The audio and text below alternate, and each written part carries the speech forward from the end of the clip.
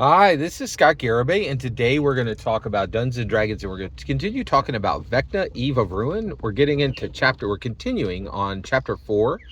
So we talked about the different groups that the player characters, the Dragon Masters characters, encountered in the Mournlands, this magical wasteland, right?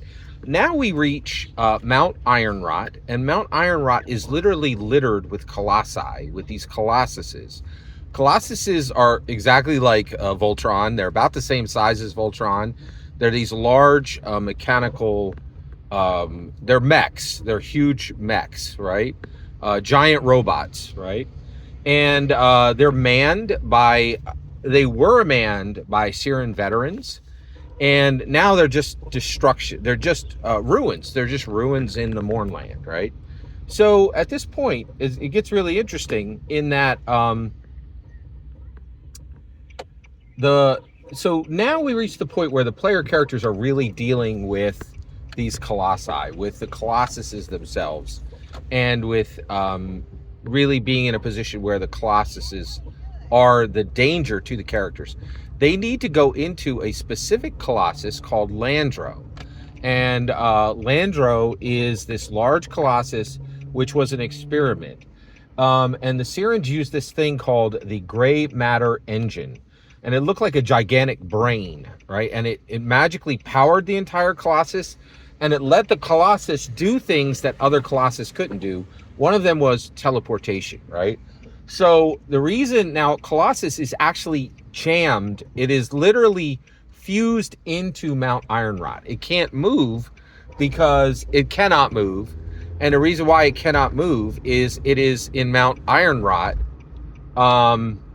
because it fused in there when a teleportation went wrong, right? So really, really fascinating, fate of this Colossi.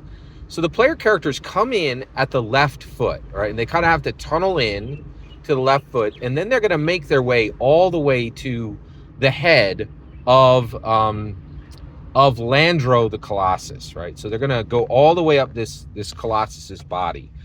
And what do they encounter as they go up through it? Well, this was really interesting. I love this monster that's presented. There are not traditional dungeon monsters. The Colossus, the monsters, air quote, that the player characters, the Dragon Master characters, are going to have to deal with are ghosts. And they're the ghosts of the soldiers who died in the Colossus when it fused itself into Mount Ironrot, right? So that teleportation went really bad, and a whole bunch of ghosts died. And now now the players are in there, and they're going to have to deal with these ghosts. Now, I'm going to tell you right now, I would change this part of the adventure. So when I run ghosts in Dungeons and Dragons, they absolutely cannot be infected by any physical weapon. You can't just swing a sword at them and cut them down, right? You have to assault your blade, and then your damage is done with disadvantage, right? And I try to make things that are really dangerous from the ghost perspective. For instance, like powers that ghosts would have in my campaigns would be that they could take over they could possess one of the player characters, and then that player character attacks another player character. One Dragon Master character attacks another Dragon Master character.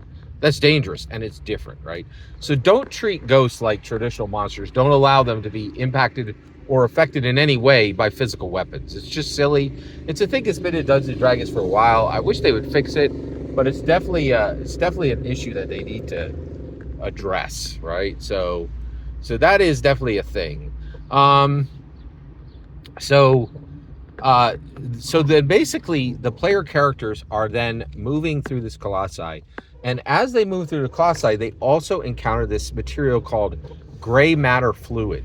And the gray matter fluid can affect non-magical items and then allow it to become almost like a compass for the gray matter engine.